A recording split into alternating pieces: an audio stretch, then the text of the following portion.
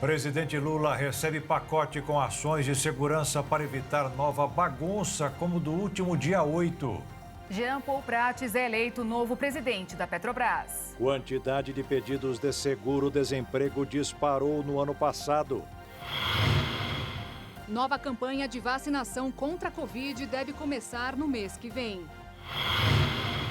Mudanças nas regras colocam Previdência Social como responsável pela prova de vida dos beneficiários do sistema. Ataque na Ucrânia com mísseis ocorre um dia depois da Alemanha e Estados Unidos anunciarem entrega de tanques.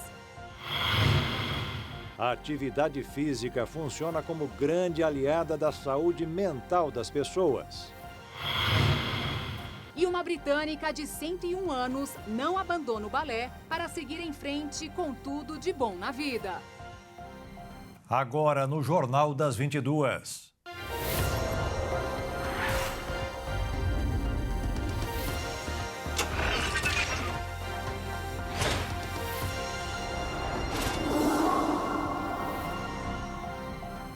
Olá, boa noite. Boa noite. O ministro da Justiça e Segurança Pública, Flávio Dino, entregou ao presidente Luiz Inácio Lula da Silva um pacote de sugestões para ampliar a segurança dos prédios públicos em Brasília e evitar a repetição de atos como os do último dia 8. Durante a abertura do encontro com secretários de Segurança Pública, Flávio Dino destacou a importância do trabalho integrado, produtivo e eficiente em favor da população, respeitadas as autonomias dos entes federados. Durante o encontro, Dino aproveitou para falar sobre as propostas feitas ao presidente Lula para endurecer a legislação sobre os crimes contra o Estado Democrático de Direito. A iniciativa foi apelidada de Pacote da Democracia e é uma reação contra as manifestações que ocorreram em Brasília. Esse plano inclui 4 pontos importantes. O primeiro é uma proposta de emenda constitucional para a criação de uma Guarda Nacional Permanente, que substituiria a Força Nacional. Isso seria um reforço na segurança pública em prédios de órgãos públicos em Brasília. O segundo ponto é uma medida provisória que trata sobre a criminalização de condutas na internet que configurem a prática de atentado contra o Estado Democrático de Direito. A ideia é responsabilizar as plataformas na internet que não derrubam publicações antes que elas se disseminem. As outras 2 partes são projetos de lei. O aumento das penas contra quem atente à democracia e incluir empresas como alvos da responsabilização e a regulamentação da segurança pública. Ou seja, dividir a responsabilidade sobre a segurança pública de Brasília entre o governo local e o governo federal. A ideia das propostas elaboradas pela equipe de Dino é a restauração da tranquilidade no ambiente público de trabalho e, principalmente, evitar de maneira constitucional que novos ataques como os que ocorreram em Brasília voltem a acontecer. E para evitar a repetição de cenas como do último dia 8, a Polícia Legislativa de Brasília já está pedindo atenção para uma cerimônia muito importante com data marcada para acontecer. Um reforço de policiamento foi solicitado para garantir tranquilidade na cerimônia de posse dos senadores eleitos no ano passado e para a sessão de abertura dos trabalhos, que devem acontecer nos 2 primeiros dias de fevereiro. Em ofício enviado ao interventor federal Ricardo Capelli, o diretor da Secretaria da Polícia do Senado, Alessandro Morales Martins, afirma que foram detectados riscos para a segurança dos eventos. De acordo com Martins, as ameaças estão relacionadas aos ataques de 8 de janeiro. Capelli já informou ao ministro do STF, Alexandre de Moraes, que a intervenção federal na segurança pública do Distrito Federal não vai ser prorrogada após 31 de janeiro. Com a decisão, após esse prazo, o governo do DF volta a ser responsável pela Polícia Militar, Civil e outras instituições militares. E o novo secretário de Segurança Pública do Estado, Sandro Avelar, assume o cargo no dia 1º de fevereiro. No início da semana, o ministro da Justiça e Segurança Pública, Flávio Dino, prorrogou a atuação da Força Nacional na esplanada dos ministérios até 4 de fevereiro. A medida foi tomada para garantir a segurança dos eventos no Congresso e também no Supremo Tribunal Federal. Todos estes incidentes continuam causando mal-estar no Planalto Central, até em um momento de definição do comando do Senado. Mais informações com o repórter Ângelo Nascimento. Pacheco e Lula não falam a mesma língua quando o assunto é a abertura de uma CPI para investigar os atos de 8 de janeiro que resultaram na invasão e depredação de prédios públicos em Brasília. Tanto Lula como aliados temem que a abertura de uma comissão parlamentar de inquérito possa criar uma indisposição com as Forças Armadas e acreditam que o melhor é a responsabilização de cada um individualmente. Rodrigo Pacheco também quer o apoio do petista para a eleição da mesa diretora do Senado em 1º de fevereiro, quando ele vai disputar a reeleição à presidência da casa. Mas nos bastidores, Lula tem dito a aliados que não vai se posicionar a favor de nenhum candidato nas eleições das presidências do Senado e da Câmara, apesar do PT apoiar Pacheco e Lira. Além do PT, PSD, PSB, Rede e União Brasil já sinalizaram apoio ao atual presidente do Senado. No MDB, o plano é votar na reeleição de Pacheco. O partido, que terá um total de 10 senadores, deve se reunir nos próximos dias para orientar a bancada. Para se aproximar dos partidos, Rodrigo Pacheco tem apostado no discurso da reunificação dos poderes. Combate legítimo contra a intolerância, contra o ódio. Esse é um trabalho que nós temos que fazer na política, de uma reconstrução, de uma reunificação e reconciliação nacional, que eu tenho certeza que nós vamos conseguir fazer num trabalho conjunto de partidos políticos. Rogério Marinho e Eduardo Girão também estão na disputa para a presidência do Senado. Candidato do PL, Marinho busca apoio dos partidos da antiga base do governo Bolsonaro, além de tentar convencer a bancada do PSDB, que se encontra indecisa. Já Girão tem trabalhado para tirar votos de Rodrigo Pacheco. A Procuradoria-Geral da República denunciou hoje a deputada do PL, Carla Zambelli, por porte ilegal de arma de fogo e constrangimento ilegal por conta de perseguição a um homem na véspera do segundo turno das eleições. O pedido da vice-procuradora-geral da República, Lindora Araújo, enviado ao ministro do STF, Gilmar Mendes, pede que a deputada perca o porte de arma de fogo, bem como o cancelamento definitivo do porte de arma da denunciada, além do pagamento de indenização por danos morais coletivos no valor de R$100 mil. Carla Zambelli afirmou, por meio de nota, que vai demonstrar ao longo do processo que foi vítima no episódio. Em outubro, a deputada sacou a arma que estava de posse e perseguiu um homem na região dos Jardins, em São Paulo. Ela não tinha autorização para usar o armamento em público de forma ostensiva. Uma operação da Polícia Federal prendeu hoje 11 suspeitos de lavagem de dinheiro do tráfico. Mais de R$100 milhões devem ter sido movimentados pelo grupo. Agentes da Polícia Federal saíram às ruas no Rio de Janeiro, São Paulo e Santa Catarina para cumprir mandados judiciais na investigação que já tem mais de 30 denunciados por lavagem de dinheiro do tráfico.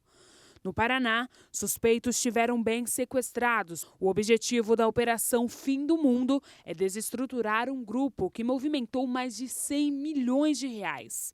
A denúncia do Ministério Público Estadual demonstrou que os grupos da operação fornecem armas e drogas para lideranças do tráfico que revendem esses produtos ilícitos em diversas comunidades do Rio de Janeiro. Os investigados devem responder pelos crimes de lavagem de dinheiro e de organização criminosa, com penas que somadas podem chegar a 24 anos de prisão. Um acidente entre uma van e um caminhão na rodovia estadual TO 280, próximo de Natividade, município do Tocantins, deixou 12 pessoas mortas na noite de ontem. As vítimas são 7 mulheres, 4 homens e um bebê, e todas estavam na van, que pertence à Secretaria de Saúde da cidade de Almas. Segundo a Prefeitura de Almas, o veículo fazia o transporte de pacientes da cidade para a realização de exames e consultas médicas em Palmas, capital do estado. O acidente aconteceu quando a van fazia o trajeto de volta para o município. Os corpos foram encaminhados para o Instituto Médico Legal da cidade de Natividade e os nomes não foram divulgados. 2 homens que também estavam na van foram levados com vida a hospitais da região. No caminhão estavam um casal e uma criança que tiveram ferimentos leves e foram liberados pelo hospital após o atendimento médico. Por meio de um comunicado oficial, a Prefeitura de Almas informou ainda que deslocou equipes para o local do acidente para acompanhar a liberação dos corpos no IML. Além disso, está oferecendo todo o suporte e apoio necessários aos familiares das vítimas, assim como aos pacientes que estão hospitalizados. O prefeito decretou luto oficial por 3 dias no âmbito municipal. E veja a seguir definido quem vai ser o novo presidente da Petrobras. E ainda, a quantidade de pedidos de seguro-desemprego disparou no ano passado.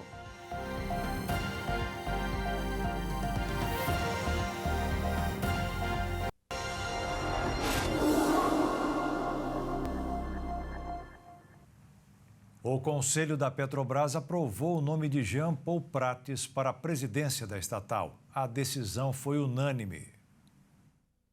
Para assumir o comando da Petrobras, Prates teve que renunciar ao cargo de senador. Como ele não disputou as eleições de 2022, o mandato terminaria no fim deste mês. Inicialmente, ele assume o comando da Petrobras de forma interina, até que uma assembleia com acionistas seja convocada, o que deve acontecer em abril. Com a vaga bem encaminhada do ex-senador, a tendência então é que o governo Lula possa focar no Conselho de Administração, justamente para conseguir ter maioria no Conselho e com isso implementar algumas mudanças, algumas estratégias nas estatais, com foco na mudança da política de preços para atrair mais investimentos aqui para o país, a indústria brasileira e também, claro, para que tenha uma lucratividade maior. Então agora, a tendência de aprovação também do nome de Prates no próprio Conselho de Acionistas, o que deve acontecer em abril, e o próprio ex-senador tem garantido de que não vai ocorrer aí interferências do governo federal na política de preços, nem até mesmo no comando lá da estatal. De Brasília, Ângelo Nascimento. Dados divulgados hoje pelo Banco Central mostraram que 2022 foi um ano de gastos bilionários de brasileiros no exterior. Por outro lado, também foi um ano de intenso investimento estrangeiro em nosso território, o maior em 10 anos. Situações como a pandemia, preço do dólar e principalmente o ritmo de crescimento da economia fez com que os brasileiros gastassem no exterior 12 bilhões e 800 milhões de dólares, cerca de 60 bilhões de reais em 2022. Os números foram confirmados pelo Banco Central. Com relação ao ano anterior, os valores gastos mais do que dobraram. Mesmo com esse gasto, as despesas ainda não retornaram aos patamares pré-pandemia. Um exemplo disso é que em 2019, os brasileiros gastaram no exterior número próximo de 17 bilhões de dólares. Mas não só de gastos são feitas as relações brasileiras com o mercado exterior. Isso porque também no ano passado, os investimentos estrangeiros diretos na economia brasileira totalizaram mais de 90 bilhões de dólares, cerca de 455 bilhões de reais. Esse é o maior patamar para um ano desde 2012, quando foram injetados 92 bilhões de dólares. A entrada de investimentos no país está relacionada diretamente com o crescimento do Produto Interno Bruto. O resultado em transações correntes, um dos principais indicadores sobre o setor externo do país, é formado por balança comercial, ou seja, o comércio de produtos entre o Brasil e outros países, serviços e rendas. Os valores dão um indicativo relevante, já que com o retorno efetivo da economia pós-pandemia, a entrada de dinheiro exterior pode ser produtiva para o Brasil, que depende das demandas internacionais para fortificar a sua economia. O Produto Interno Bruto dos Estados Unidos registrou um crescimento de quase 3% no quarto trimestre de 2022. O resultado da primeira leitura foi divulgado nesta quinta-feira pelo Departamento do Comércio do país. O crescimento de 2,9% do Produto Interno Bruto dos Estados Unidos superou as expectativas do mercado, que projetavam um resultado em torno de 2,6%. De acordo com o Departamento do Comércio americano, a alta do PIB no quarto semestre refletiu elevações no investimento em estoques provados, gastos do consumidor, gastos dos governos federais e estaduais, além de investimentos fixos não residenciais. Esses itens foram compensados parcialmente pelas reduções no investimento fixo residencial e nas exportações. Em todo o ano de 2022, o Produto Interno Bruto dos Estados Unidos registrou um crescimento de 2,1%, mas o avanço foi menor se comparado com o ano anterior, quando a elevação foi de 5,9%. Os dados são resultado da primeira leitura, que é baseada em informações incompletas e estão sujeitos a revisões. O balanço oficial será divulgado no dia 23 de fevereiro. No mercado financeiro, após sinais de desaceleração do PIB dos Estados Unidos, o dólar fechou em queda nesta quinta-feira de 0,08%, cotado em R$ 5,07 na venda. E a Bolsa de Valores também fechou em queda de 0,08%, o mesmo do dólar, aos 114.177 pontos. O mercado financeiro aumentou a previsão de inflação para este ano, uma estimativa que afeta mais do que se pensa a vida das pessoas. A previsão do mercado financeiro para o Índice Nacional de Preços ao Consumidor Amplo, IPCA, considerada a inflação oficial do país, subiu de 5,39% para 5,48% para este ano. A estimativa consta em pesquisa divulgada semanalmente pelo Banco Central em Brasília, com a expectativa de instituições financeiras para os principais indicadores econômicos. Segundo o economista, esse aumento se deve ao congelamento dos tributos federais. O principal problema que nós temos hoje no Brasil é a questão dos combustíveis, né? Porque foi feito um congelamento dos tributos federais no ano passado, foi feito o rebaixamento dos tributos estaduais que incide sobre combustíveis e telecomunicações, e agora o governo federal está sofrendo a pressão dos estados para reverter isso, mas não tem como fazê-lo, sob pena disso ter um peso muito grande na inflação. Para alcançar a meta de inflação, o Banco Central usa como principal instrumento a taxa básica de juros, a Selic, definida em 13,75% ao ano pelo Comitê de Política Monetária, o Copom. A taxa está no maior nível desde janeiro de 2017, quando também estava nesse patamar. Selic em alta, ela diminui a capacidade das empresas de tomar financiamentos e investir. Então, se as empresas não investem, não há crescimento de economia. Mas com o aumento dessa projeção, de que forma vai impactar na economia brasileira? E principalmente, como vai afetar a vida financeira e o dia a dia das pessoas? O cidadão sente isso no juro do cartão de crédito, do crediário, dos impostos. Ou seja, tudo fica mais caro porque a Selic rebate nos juros de financiamento, de consumo e de abastecimento. Para 2024, a projeção da inflação ficou em 3,84%. Para 2025 e 2026, as previsões são de inflação em 3,5% e 3,47%, respectivamente, também com intervalos de tolerância de 1,5 ponto percentual. A projeção das instituições financeiras para o crescimento da economia brasileira neste ano também variou, de 0,77% para 0,79%. Para 2024, a expectativa para o Produto Interno Bruto, o PIB, a soma de todos os bens e serviços produzidos no país, é de crescimento de 1,5%. Para 2025 e 2026, o mercado financeiro projeta a expansão do PIB em 1,9% e 2%, respectivamente. Até que o governo não apresentar uma proposta de reforma tributária que desonere a produção e que tribute especulação financeira, ganho de capital e outras formas e libere um pouco mais a atividade produtiva, não dá para ser encarado como realmente perspectiva de crescimento. O que você tem é índice de sustento de economia, nada mais do que isso. Para você falar assim, nós vamos fazer um processo de desenvolvimento no país, nós teríamos que ter um crescimento acima de 4% ao ano. Então está muito abaixo do que o país realmente necessita. A expectativa para a cotação do dólar está em R$ 5,28 para o final de 2023.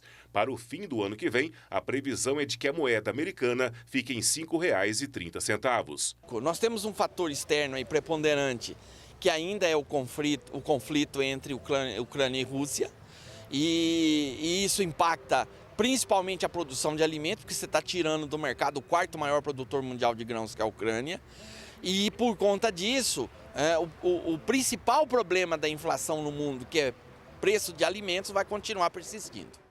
Saiu um novo episódio da novela do Grupo Americanas. As centrais e confederações sindicais ajuizaram uma ação civil pública, pedindo que a Justiça bloqueie pouco mais de R$ 1,5 bilhão da conta pessoal dos acionistas de referência da Americanas, que são os bilionários José Paulo Lemann, Beto Sicupira e Marcel Teles. A medida seria para garantir que as ações trabalhistas em curso contra a varejista sejam pagas. E a Justiça de São Paulo autorizou a busca e apreensão de e-mails dos diretores e integrantes dos Conselhos de Administração e Auditoria da Americanas dos últimos 10 anos. A decisão é uma resposta a um pedido feito pelo Bradesco. Na decisão, a juíza Andréa Galhardo Palma cita que a medida foi adotada diante do risco de destruição de mensagens que podem ajudar a esclarecer o caso. Depois de recuar em 2021, a quantidade de seguros-desemprego solicitados ao governo brasileiro disparou. Quem traz mais informações é a repórter Bruna Di Giaimo. A quantidade de seguro-desemprego solicitados ao governo brasileiro disparou cerca de 9,9% em 2022, segundo dados apresentados pelo Ministério do Trabalho. Só no ano passado, o governo repassou quase 24 milhões de parcelas do benefício destinado aos trabalhadores que perderam o emprego, totalizando aí mais de 35 milhões de reais, 16% superior ao que foi repassado em 2021. O mês de agosto foi o que registrou o maior número de requisições e abril registrou o menor número, com apenas 1.916 pedidos. O que chama atenção é o fato de que a evolução da quantidade de solicitações do seguro-desemprego acontece mesmo com uma redução no número de desempregados no país, segundo dados do IBGE.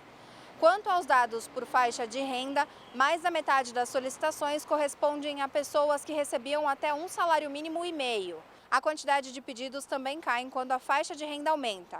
Cerca de 114 mil requerimentos foram feitos por quem recebia até 5 salários mínimos. O seguro-desemprego é um benefício destinado a quem perdeu o emprego por forma involuntária e sem justa causa, que garante auxílio financeiro temporariamente. De São Paulo, Bruna Di Giaimo. Apesar da lei que criou o serviço de bloqueio de ligações de telemarketing, muita gente ainda recebe chamadas indesejadas. Em 2 anos, 131 procedimentos foram registrados pelo PROCON através do Bloquetel. No topo das ligações, Beatriz, o ano é novo, mas os problemas são velhos. Estão as operadoras de telefonia e as instituições financeiras. Em Mato Grosso do Sul, a lei que criou o serviço de bloqueio de ligações de telemarketing está em vigor desde julho de 2009. O cadastro está disponível no site do PROCON MS. E ela veio para ajudar a população, os consumidores que recebem constantemente, em horários inapropriados, ligação de telemarketing. Aquela que te oferece um serviço ou um produto. Então, a legislação veio ajudar bastante a população que quer o bloqueio dessas ligações. O consumidor pode cadastrar até 5 números de telefone. As empresas têm 30 dias para cessar as ligações indesejadas. Caso contrário, será multada. A lei fala em até 400 UFERPs, que dá o equivalente aí por volta de R$ 18.800. Hoje, nós estamos num patamar aí de R$ 9.400, R$ 9.200. E tudo vai influenciar se é reincidente, se não é, o tamanho do prejuízo que o consumidor estava tendo, o tipo de produto, o número de ligações, porque lá no Bloquetel você fala que está recebendo 30 ligações por dia. Isso vai ser relevado na hora de fazer a pena. Uma alteração na lei, em agosto do ano passado, permitiu o bloqueio das ligações feitas por robôs. Com isso, o número de procedimentos que resultaram em multa aumentou de 50 em 2021 para 81 em 2022. O serviço de bloqueio de telemarketing não se aplica às ligações de cobrança de dívidas. Porém, as empresas devem respeitar alguns limites, mesmo que a pessoa esteja inadimplente. Cobrança no máximo 4 vezes por dia, dentro do horário comercial, no sábado também de manhã das 8 até 11h30 e só. Se você está recebendo cobrança em horário inconveniente ou passou por uma situação vexatória, nós também coibimos isso. Procure o PROCON que a gente vai te ajudar. E veja a seguir, nova campanha de vacinação contra a Covid deve começar no mês que vem. E ainda, ataque na Ucrânia com mísseis acontece um dia depois da Alemanha e Estados Unidos anunciarem entrega de tanques.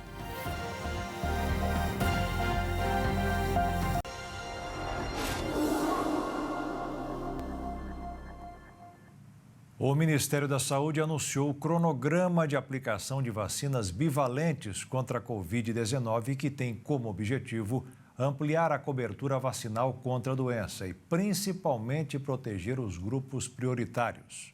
A estratégia elaborada pelo Ministério da Saúde terá início no dia 27 do mês que vem e visa erradicar a doença, além de dar mais segurança a idosos e pessoas com comorbidades.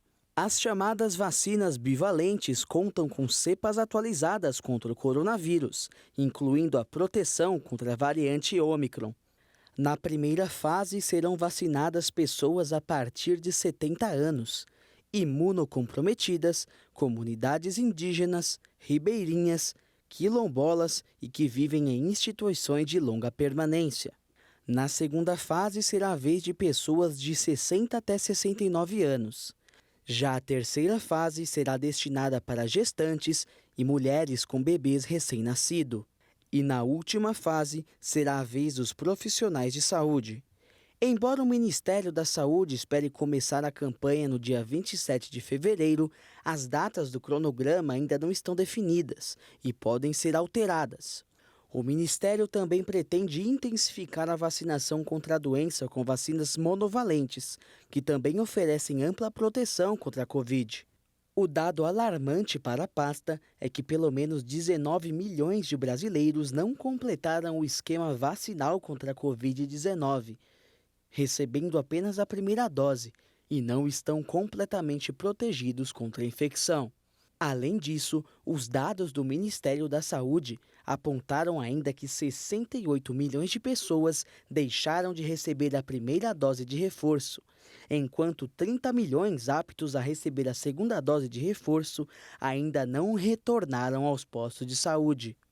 Já em relação à vacinação de crianças, o Ministério da Saúde realizou a regularização do estoque de vacinas com 8 milhões e meio de doses da Pfizer Baby para crianças de 6 meses a 3 anos e de mais de 9 milhões de doses pediátricas da Pfizer para crianças de 5 a 11 anos, além da compra de mais de 2 milhões e meio de doses da Coronavac. Também foi anunciado hoje pelo Ministério da Saúde a transferência de 600 milhões de reais para estados e municípios realizarem mutirões de cirurgias eletivas, exames e consultas. O objetivo da medida é diminuir a fila do Sistema Único de Saúde, o SUS. A medida foi aprovada em reunião dos gestores do SUS, realizada entre o Ministério e secretários estaduais e municipais de saúde. Os gestores locais do Sistema Único de Saúde deverão apresentar as suas demandas ao Ministério e os repasses serão feitos com base na população per capita do estado ou do município que acionar a pasta. O critério sobre como será esse acionamento deverá ser negociado pelos gestores. Os recursos estarão disponíveis até junho. A redução de filas para cirurgias e exames é uma das prioridades para os 100 primeiros dias de governo anunciadas pela ministra Nízia Trindade. O deputado federal Davi Soares, do União Brasil por São Paulo, teve um encontro esta manhã no Palácio do Planalto com o vice-presidente e ministro da Indústria, Geraldo Alckmin. O parlamentar tratou de questões importantes em relação à saúde e sustentabilidade. Economia verde Durante a reunião com o ministro da Indústria e vice-presidente Geraldo Alckmin, o deputado Davi Soares, que representa São Paulo pelo partido União Brasil, mostrou sua preocupação na busca de uma solução para diminuir a poluição emitida no transporte urbano. A intenção é intensificar a produção do Arla, que é um agente redutor líquido automotivo, que é essencial para reduzir a emissão de poluentes do ar, transformando os gases tóxicos em materiais não nocivos. Outra questão tratada foi em relação aos incentivos para a produção de antibióticos e próteses pela indústria farmacêutica brasileira. O deputado Davi Soares afirmou que o resultado da reunião foi muito satisfatório, já que Geraldo Alckmin recebeu bem essas questões e se dispôs a auxiliar no que for preciso. Hoje tivemos uma reunião muito importante com o vice-presidente e ministro da Indústria, Geraldo Alckmin, em que eu fui pontuar para ele algumas questões muito sérias, principalmente a questão da saúde e da sustentabilidade. A promoção aí que vem da promoção da produção de Arla, que é algo essencial aí para a diminuição da poluição emitida por ônibus e caminhões, e também a promoção da indústria farmacêutica no Brasil.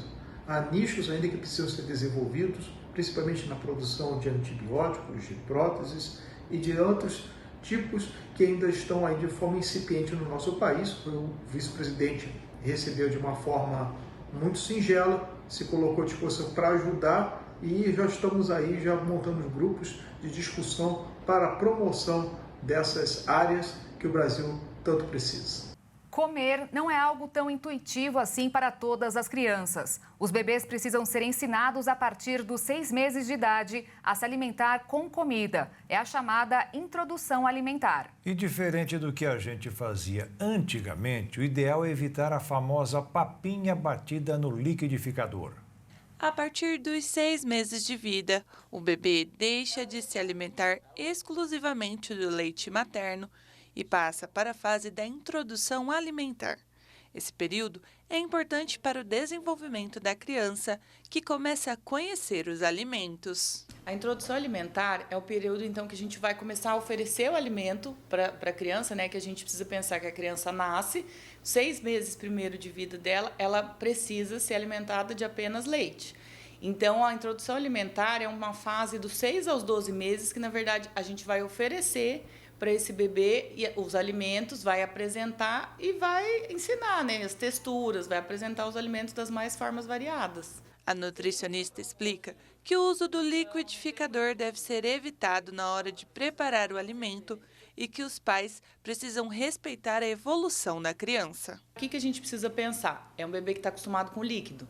Então, por isso que a gente começa com os alimentos todos amassados, né? Então, a gente começa a base, frutas, verduras, legumes e tudo amassado. A gente não tritura, não bate em liquidificador, não usa peneira, mas a gente tudo amassa no garfo. A gente vai evoluindo esse amassado, a gente vai deixando aos poucos em pedacinho, começa a entrar grãos, começa a entrar carne desfiada, os grãos de feijão, mas são esses 6 meses, né? Não é a gente começou, já começa tudo de uma vez. Mateus, de 11 meses, já saboreia diversas frutas e outras comidas. A mãe conta que precisou esperar o menino mostrar sinais de que estava pronto para começar a oferecer os alimentos. O Mateus começou a introdução alimentar um pouquinho depois dos 6 meses, então foi lá por 7 meses e 10 dias mais ou menos. Porque antes disso ele não apresentou nenhum sinal de introdução alimentar, que são o comecinho, né? Ele não sentava sozinho direitinho, ele não desenvolvia interesse pela comida, então eu tive que esperar esses sinais de prontidão, que a gente chama, para poder começar a introdução alimentar. Eu dei preferência para as frutas, né? Então eu dei banana, que é um pouquinho mais molinha, que eu me sentia mais segura. Dei preferência para os cítricos, que daí veio o limão, a laranja, que era mais azedinho, que a gente costuma começar pelo amargo, pelo azedo, para poder acostumar o paladar. Bom de prato, a mamãe conta orgulhosa que Mateus não recusa nada do que é oferecido a ele. O Mateus, ele comeu de tudo. Eu costumo falar que a grande dificuldade da introdução alimentar são dos pais, né? A gente se sente inseguro, o medo do engasgo, o medo de tudo que pode acontecer, e aí a gente se coloca na situação de insegurança e acaba restringindo muito a criança. Mas ele aceitou tranquilamente tudo que foi ofertado. Ao contrário do que muitos pensam, comer não é algo intuitivo. A criança passa por algumas etapas para conhecer e aceitar os alimentos. E e um pouquinho de bagunça faz parte do processo. E para os pais que acham que é só colocar a comida no prato e esperar a criança comer, Maria Fernanda explica que a fase da introdução alimentar exige paciência e dedicação, pois muitas vezes é necessário insistir para que a criança aprenda a gostar do alimento. A gente tem esses 6 meses para apresentar o alimento, para apresentar a textura. Então, na verdade, assim, essa criança ela não tem obrigação nenhuma de comer para matar a fome. Começa aí um dos grandes pontos. E aí, então, assim, não é simplesmente dei uma mão, ele cuspiu, é porque ele não gosta. Não, a gente tem que pensar que é uma criança que está aprendendo a comer. Ele não vai de cara gostar de tudo que ele come. Então, assim, você tem que insistir. Variadas formas, por exemplo, oferecer uma maçã, ela tá cozida, ela tá ralada, ela tá raspada. Você tem várias formas de oferecer o mesmo alimento.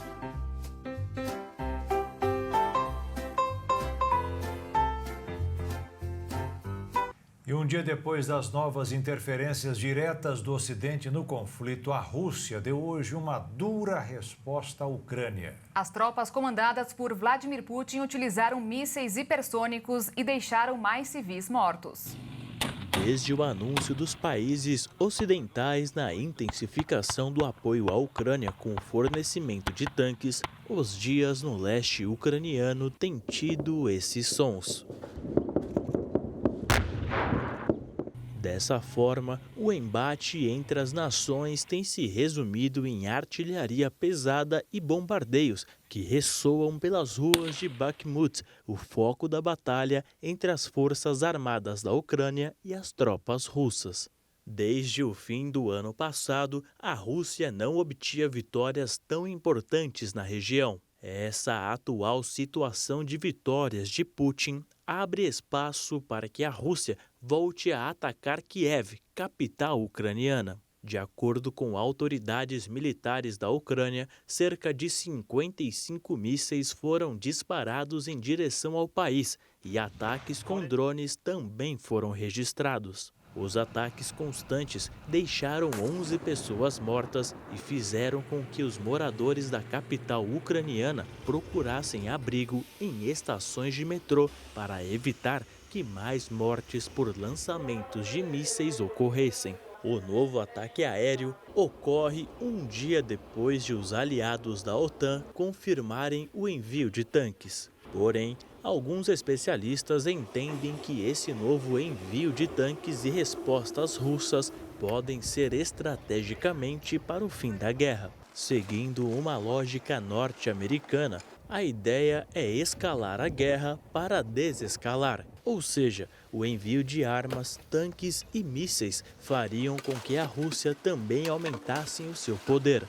Mas nas condições de conflito existem limites e forçar a chegada nesse ponto de estresse faria com que um acordo de paz entre as nações fosse assinado de maneira quase que instantânea. Essa é uma das teorias que circulam sobre o conflito. Uma outra é que a entrega de armamentos do Ocidente para a Ucrânia abriria o precedente para a Rússia também receber ajudas e assim tudo acabar numa guerra mundial e possivelmente nuclear. E a seguir, novas regras colocam Previdência Social como responsável pela prova de vida dos beneficiários do sistema. E veja também, uma britânica de 101 anos não abandona o balé para seguir em frente com tudo de bom na vida.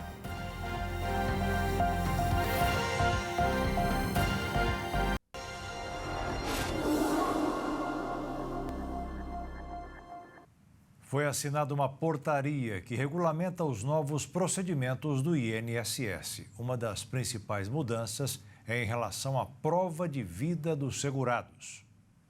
Desde 1º de janeiro, a responsabilidade de comprovar se o beneficiário ainda está vivo é do próprio INSS, que tem aí o prazo de 10 meses desde a data de aniversário do titular.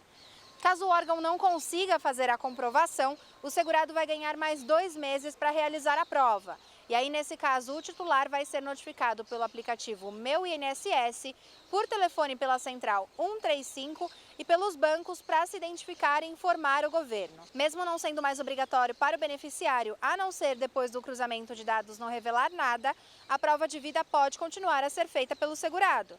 Basta ele seguir os procedimentos aí tradicionais, indo até uma agência bancária ou fazendo atualização pelo aplicativo Meu INSS. Entre aposentadorias, pensão por morte e benefícios por invalidez, o órgão pretende confirmar mais de 117 mil beneficiários. A emissão global de dívida sustentável ultrapassou 1 trilhão e 100 bilhões de dólares entre 2021 e 2022, com os títulos verdes dominando enquanto os mercados emergentes se recuperam. Foi o que mostrou o relatório do Instituto de Finanças Internacionais, divulgado hoje.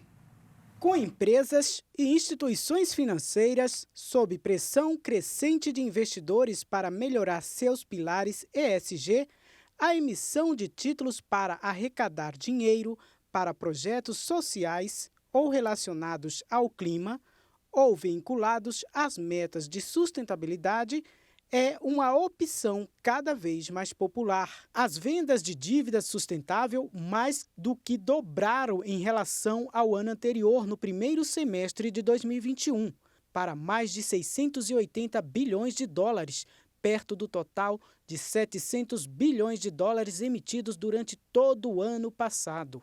De acordo com o relatório, a mais recente prosperidade de emissões verá o tamanho total do mercado crescer, bem acima dos 3 trilhões de dólares durante este ano.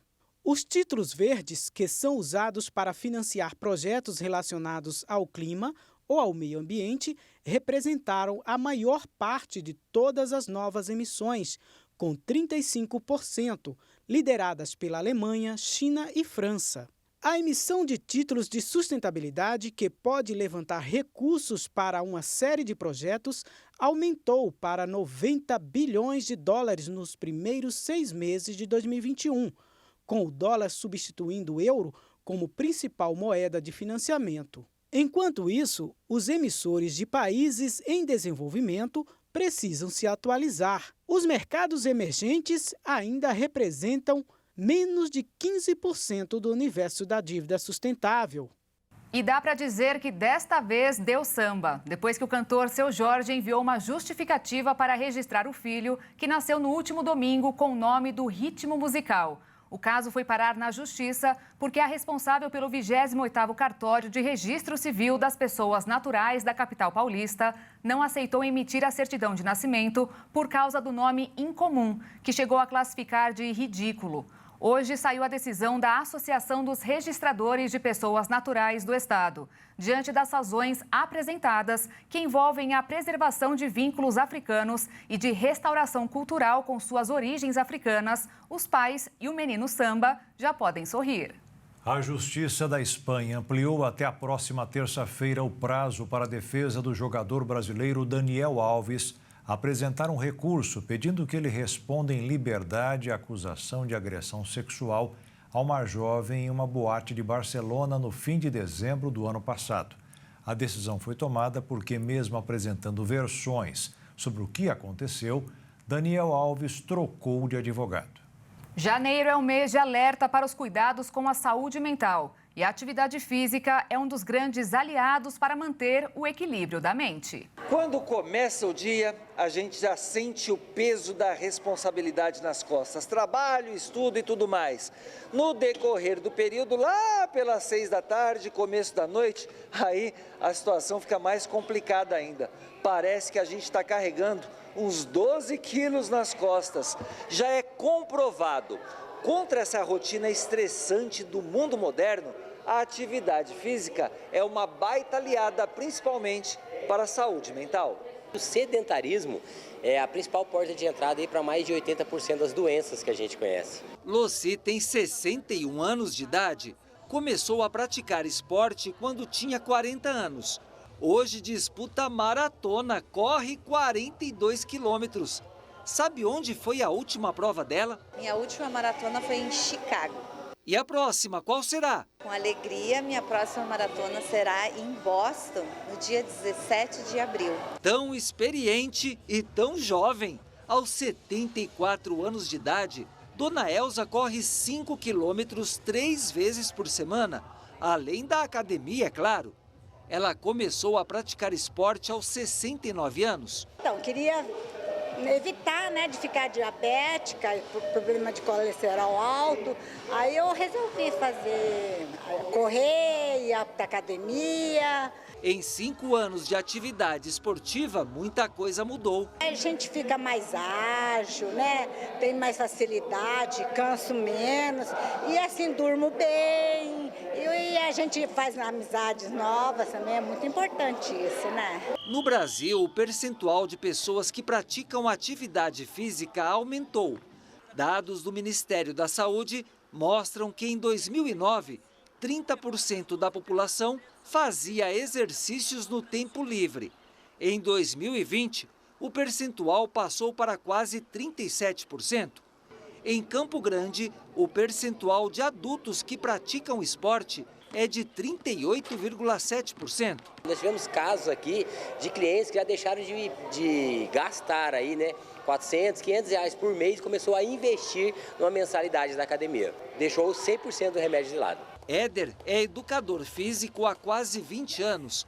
Ele reforça a importância de procurar um médico antes de começar a atividade física. O mais importante é ter atitude. O primeiro passo é comece a fazer alguma coisa, saia do sofá. Se você acha que não tem tempo, olha o conselho da Lucy. Tempo você querendo, você arruma. E quando os resultados aparecem, então... É uma britânica de 101 anos de idade, dança balé todos os dias. Uma das mulheres mais idosas do Reino Unido prova que a idade é apenas um número. Para Dinky Flowers, o segredo de sua longevidade e saúde estão na dança.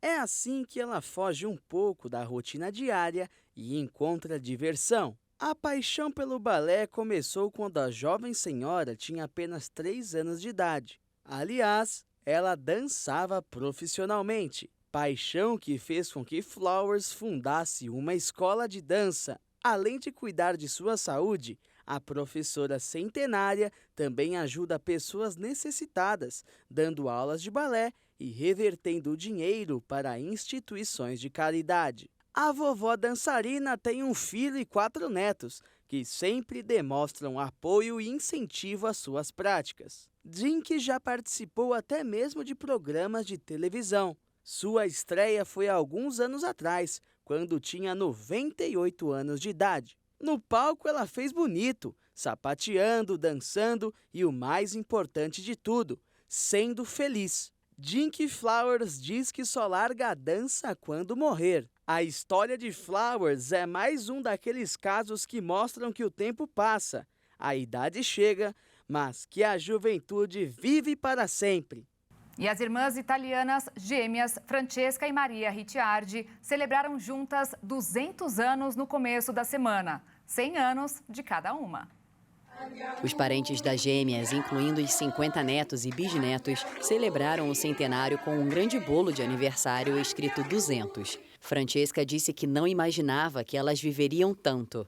É um presente do Senhor chegar a esta idade. Com a vida que tivemos, nunca poderíamos chegar aos 100 anos. Francesca e Maria sempre trabalharam nos campos como agricultoras e bordadeiras e nunca se mudaram de sua pequena aldeia no sudeste da Itália. O prefeito da cidade também foi homenageá-las. Para encerrar a edição de hoje, a história de um fazendeiro que ensinou na prática o que é fazer caridade. 10 anos atrás, quando Rod Tinders viu que uma pessoa não conseguiria pagar a conta de uma farmácia na cidade de Gendarle, no Alabama, Estados Unidos, não hesitou e quitou as dívidas. E foi assim durante todo esse tempo, sem que ninguém soubesse. Olha só o rosto dele.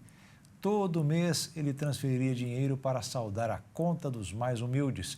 Ele contou apenas para a filha Tânia em novembro do ano passado, quando ficou doente.